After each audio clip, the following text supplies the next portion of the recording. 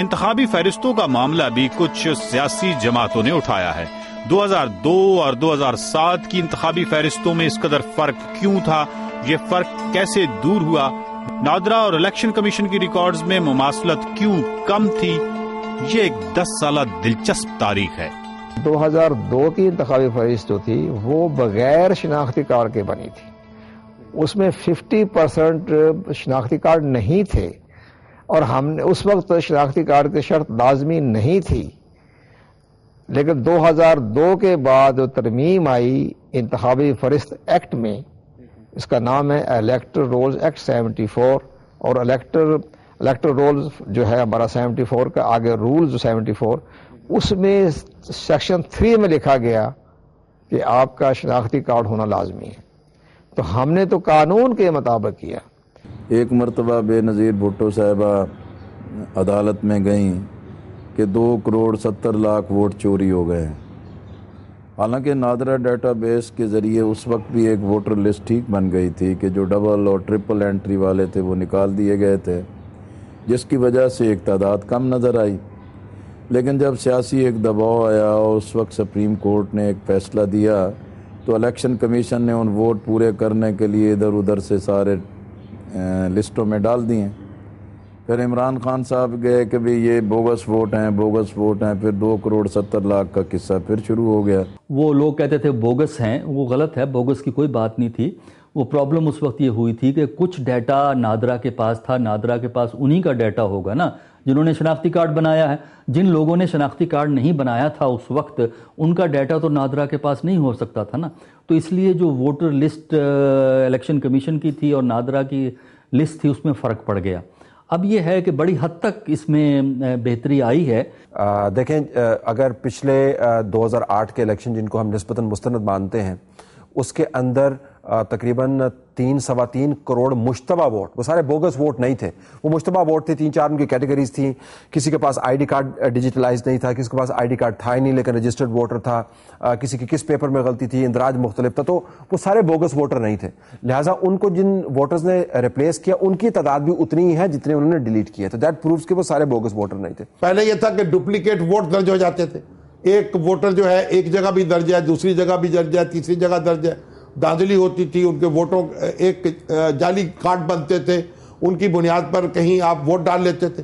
اب اس طرح کی کوئی صورت نہیں ہوگی، جب ایک ووٹر ووٹ ڈالے گا تو وہ دوسری جگہ ووٹ نہیں ڈال سکے گا، اور یہ نادرا نے جو بیس مہیا کی ہے میرا خیال اس سے خاصی حد تک صورتحال تبدیل ہو جائے گی۔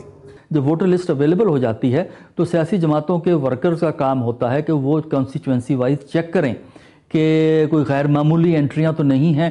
ایک ایڈریس پہ اگر 600 انٹریاں ہوں گی تو ظاہر ہے وہ انٹریاں تو صحیح نہیں ہوں گی نا۔ تعداد کا مجھے علم نہیں ہے، لیکن چونکہ آئی ڈی کارڈز شاید 9.25 کروڑ کے قریب لوگوں کو دیے جا چکے ہیں، اور شاید جو پوٹینشیل رجسٹرڈ ووٹر ہو سکتے ہیں ان کی تعداد نسبتاً زیادہ ہے، تو ہو سکتا ہے کہ آئی ڈی کارڈز ہولڈر جو ہیں آئی ڈی کارڈز نہ ملنے کی وجہ سے بطور ووٹر رجسٹر نہ ہو پائیں، لیکن ووٹر لسٹ جو ہے پہلی مرتبہ پاکستان میں ہمیں دیکھتے ہیں کہ ہم اس کو ویریفائی کر سکتے ہیں، کاؤنٹر چیک کر سکتے ہیں۔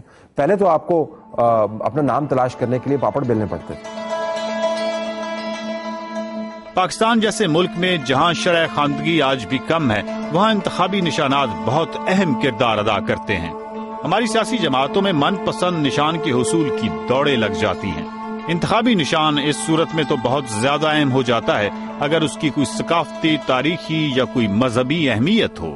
یہ الیکشن کا ایک طریقہ کار ہے۔ پہلے زمانے میں جو شروع میں پاکستان میں الیکشن ہوئے ہیں وہاں پہ علیحدہ علیحدہ باکسز ہوا کرتے تھے ہر کینڈیڈیٹ کے، اور اگر میں نے کینڈیڈیٹ اے کو ووٹ ڈالنا ہے تو اندر جا کے میں اے کے ڈبے میں اپنا ووٹ ڈال دوں گا، جتنے ووٹ اے کے ڈبے میں نکلیں گے وہ اے کے ہوں گے، جتنے بی کے ڈبے میں نکلیں گے وہ بی کے ہوں گے۔ اس میں کچھ پرابلمز تھیں، تو اس کے بعد پاکستان میں یہ موجودہ مارکنگ سسٹم آیا، جس مارکنگ سسٹم میں کہ آپ جا کے مارک کرتے ہیں اپنے کینڈیڈیٹ کے لیے۔ اچھا، سمبلز کی ضرورت اس لیے پڑتی ہے کہ ہمارے ہاں لٹریسی کا ریٹ بہت لو ہے، تو بہت سے لوگ وہ نام پڑھ نہیں سکتے۔ جب آپ تصاویر کو اور سمبلز کو دیکھ کر ٹھپے لگانے لگیں تو پھر آپ میں اور ان تہذیبوں میں کوئی فرق نہیں رہ جاتا جو لکھنے اور بولنے سے پہلے سمبلز کے ذریعے ایک دوسرے کے ساتھ کمیونیکیٹ کیا کرتے تھے. لیکن چونکہ ہم نے اس قوم کے 60% لوگوں کو اسی حالت میں رکھا ہے پتھر کے زمانے میں, لہٰذا ہم سمبلز کے ذریعے ان سے کمیونیکیٹ کرتے ہیں. اس کا استحصال اچھے جمہوری معاشرے میں جائز نہیں ہے. خاص طور پہ ہمارے رورل ایریاز میں اس قسم کی جو چیز ہے, جب ان کو کہا جاتا ہے یہ جو کتاب ہے یہ قرآن کا نشان ہے, جب اس قسم کی بات کی جاتی ہے اور کفر بکا جاتا ہے, اور میں ذاتی طور پہ سمجھتا ہوں یہ اللہ کی ذات کے ساتھ بہت بڑی جنگ لڑ رہے تھے. ظاہر ہے ایک کتاب ہے تو کتاب کے حوالے سے نہ جانے مقررین کارکنان اس کو کس کس طریقے سے لوگوں تک انٹروڈیوس کرواتے ہیں. تو اس لیے اس موقع پر بھی بہت ساری جماعتوں نے کہا تھا کہ اس کو قرآن کا نام دے کر اور ایک آسمانی کتاب کا نام دے کر جو ہے کہ استعمال کیا جا رہا ہے.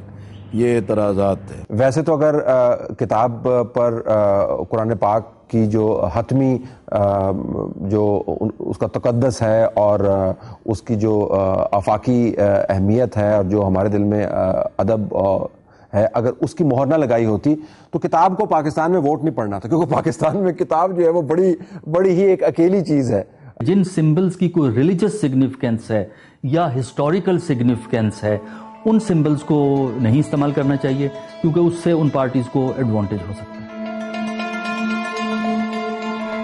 ہمارے انتخابات ترقی یافتہ ممالک میں ہونے والے انتخابات کی طرح کوئی مثالی نمونہ تو نہیں رہے, لیکن جس طرح 2008 کے انتخابات کو نسبتاً بہتر انتخابات کہا جاتا ہے, اسی طرح 2013 کے انتخابات ممکن ہے ان انتخابات سے مزید بہتر ہوں.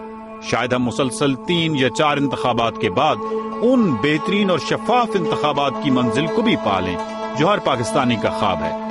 شرط صرف ایک, تسلسل تسلسل تسلسل. ماضی میں ایک سبق ہم نے ضرور سیکھا ہے کہ تعطل کی شکل میں بچہ جمہورہ کو ہر دفعہ گنتی 1 سے شروع کرنی پڑتی ہے. بچہ جمہورہ جاگ جاگ جاگ